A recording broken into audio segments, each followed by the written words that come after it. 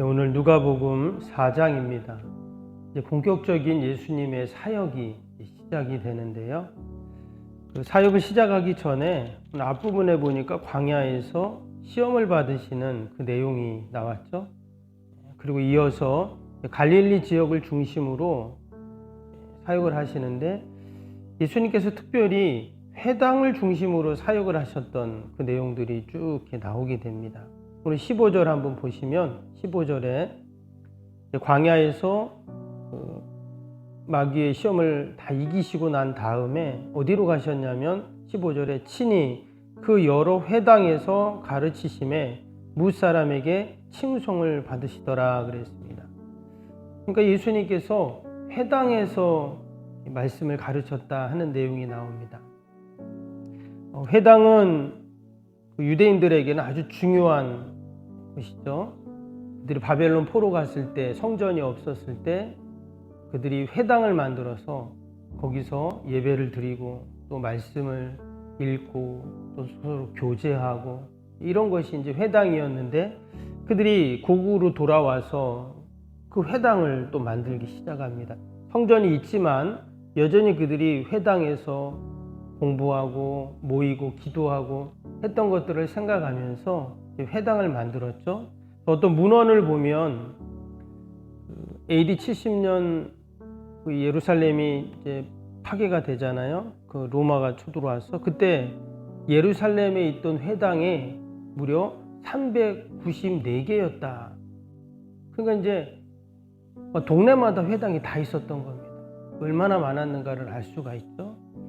그래서 이 유대 사회의 이 회당이라는 위치는 대단했습니다.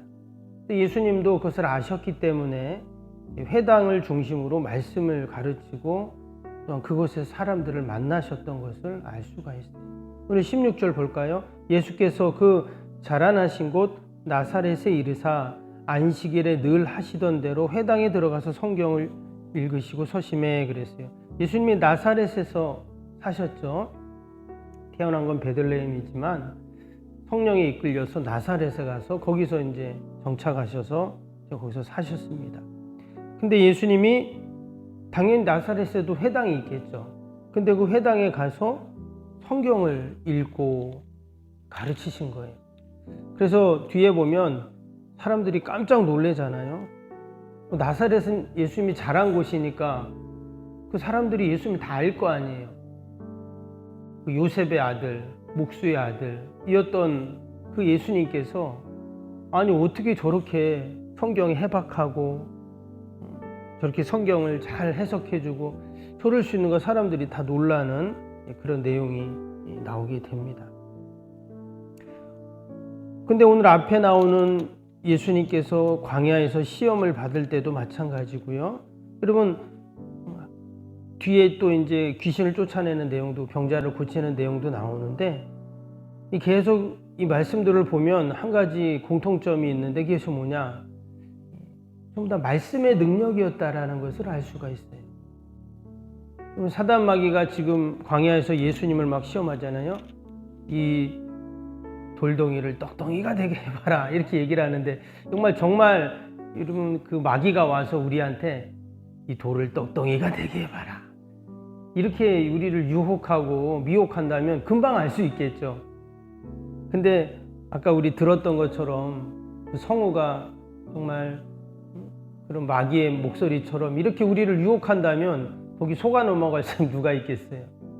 그런데 그 사단 마귀는 우리가 사단 마귀인지도 모를 정도로 우리에게 다가와서 우리를 미혹하고 넘어뜨립니다. 근데 어떻게 우리가 그런 모든 사단 마귀를 넉넉히 이길 수 있을까? 이것은 오직 하나님의 말씀인 줄로 믿습니다. 예수님의 말씀으로 다 무찔르셨어요. 그리고 또 회당에 가서 사람들에게 말씀을 전하셨습니다. 우리가 오늘도 어제 예배 드렸죠. 또 오늘 새벽에도 마찬가지입니다. 또 개인적으로 성경을 또 읽으실 겁니다. 우리가 늘 말씀을 가까이 하고 말씀을 읽고 말씀을 듣고 또 그 말씀을 묵상하고 결국 그것이 우리 그리스도인들에게는 힘이고 또한 능력인 줄로 믿습니다. 우리가 오늘 하루를 시작하면서도 뭐로 시작해요? 말씀으로 시작을 하는 겁니다. 오늘도 우리가 말씀을 붙잡고 하루를 시작하는 저와 여러분이 여러분 복된 자인 줄로 믿습니다. 오늘 22절 보세요. 그들이 다 그를 증언하고 그 입으로 나오는 은혜로운 말을 놀랍게 여겨 이르되 이 사람이 요셉의 아들이 아니냐. 말씀드린 것처럼 사람들이 깜짝 놀란 거예요.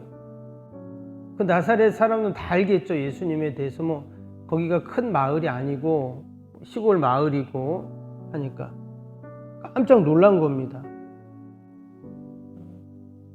이처럼 우리가 말씀을 붙잡고 살 때 예수님의 권위는 어찌 보면 말씀의 권위예요.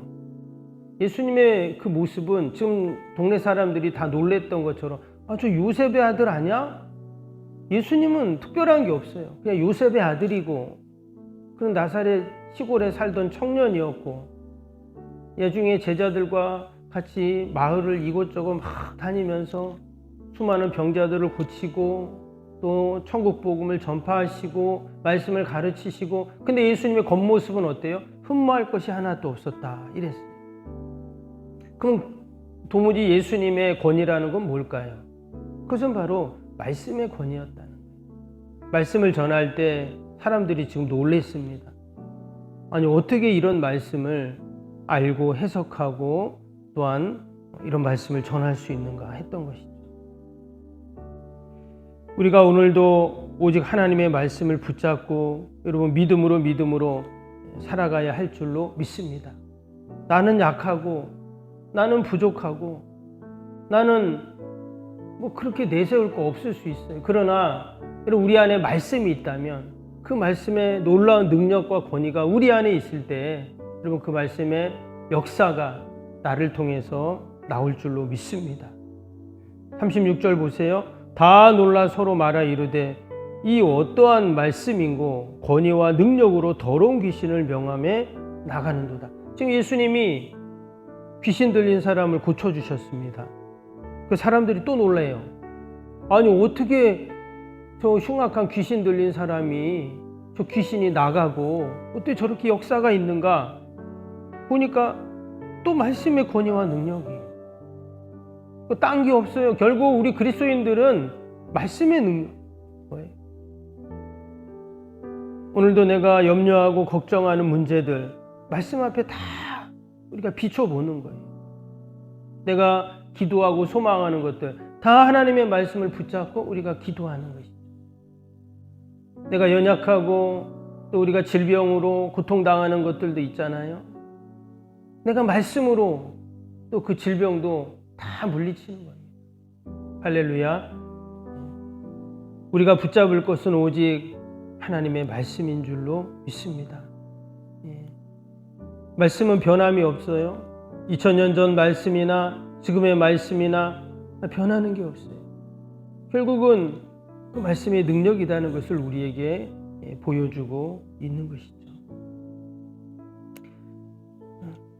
여러분 말씀 집에서 읽고 계시죠? 우리가 올해 최소한 한 번은 통독하자 이렇게 얘기를 했잖아요. 이제 한 해가 얼마 남지 않았습니다.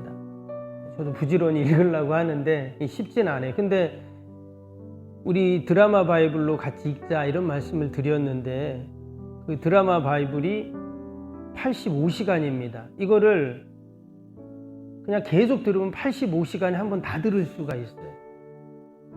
우리가 새벽에는 한 장씩 읽지만 여러분 유튜브에 들어가셔서 그냥 누가복음이라고 딱 치세요. 그러면 누가복음 1장에서 24장까지 한 번에 다 되어 있어요. 뭐 1장 누가복음 4장 누르면 4장만 나오지만 그냥 누가복음 치시면 1장에서 24장 전체가 다 하나로 묶여 있거든요. 그걸 내가 계속 듣는 거예요. 그럼 85시간이면은 한 번 다 듣습니다. 근데 나는 좀 빨리 듣고 싶다. 그럼 거기 속도 조절할 수가 있잖아요. 그냥 좀 빨리 읽으시면 돼요. 이렇게 해서 우리가 올해 꼭 한 독씩 하시기를 축복합니다. 아멘. 예전에 제가 부교육자 때 섬길 때 원로 장로님이 계셨어요. 아주 나이도 많으십니다. 등치도 이렇게 되세요.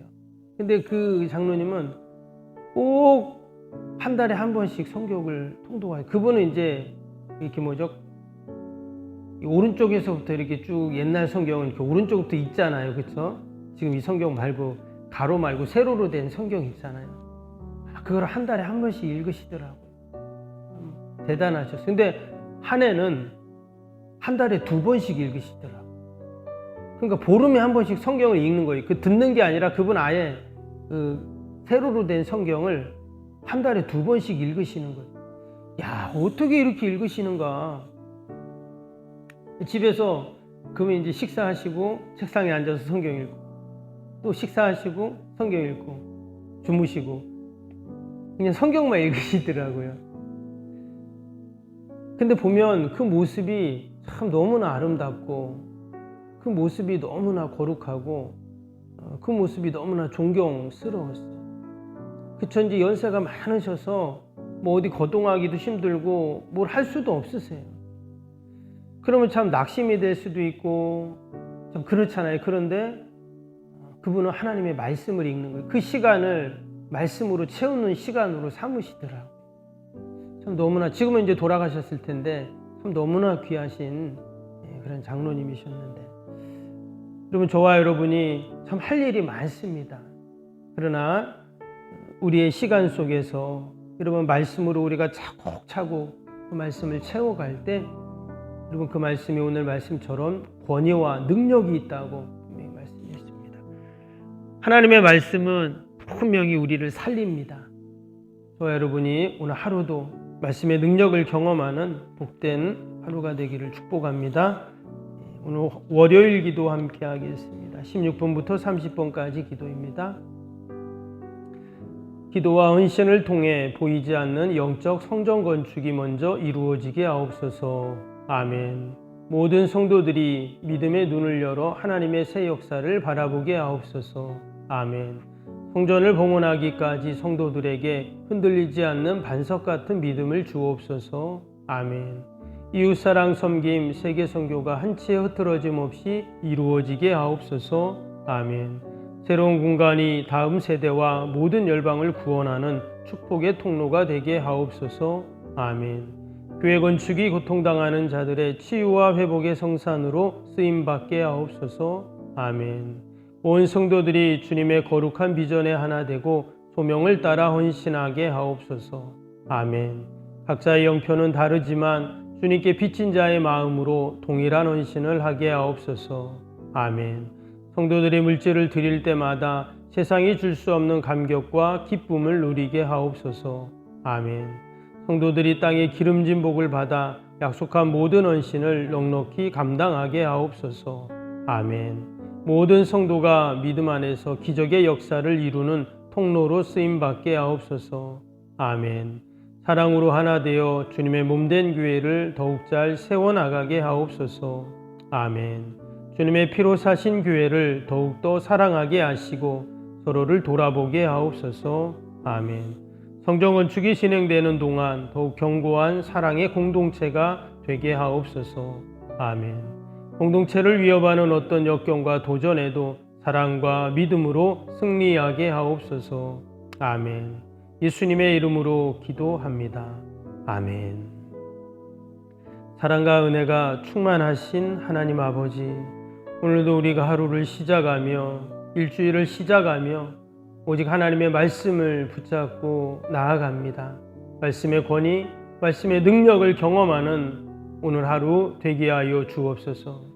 사단 마귀의 시험도 또 귀신 들린 자도 예수님께서는 다 말씀으로 이기셨는 줄로 믿습니다.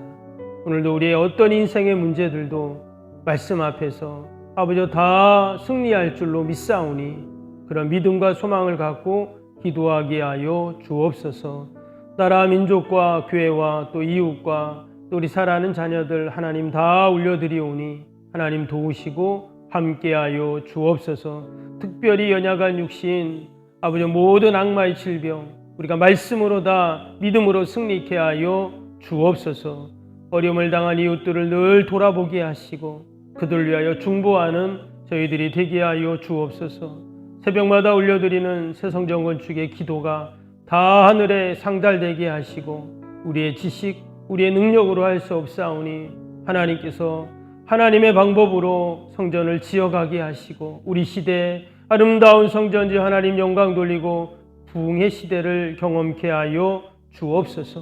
하나님, 오늘도 멀리 출타 있는 우리 성도들 또 우리의 자녀들, 특별히 신앙의 잠을 자고 있는 우리 성도들 하나님께서 함께 하시고 아버지 다시금 하나님의 은혜를 경험하게 하시고 믿음의 자리를 기억하게 하시고 하나님 영광 돌리는 우리 모두가 되게 하여 주옵소서. 예수님의 이름으로 기도하옵나이다. 아멘. 하늘에 계신 우리 아버지, 아버지의 이름을 거룩하게 하시며 아버지의 나라가 오게 하시며 아버지의 뜻이 하늘에서와 같이 땅에서도 이루어지게 하소서.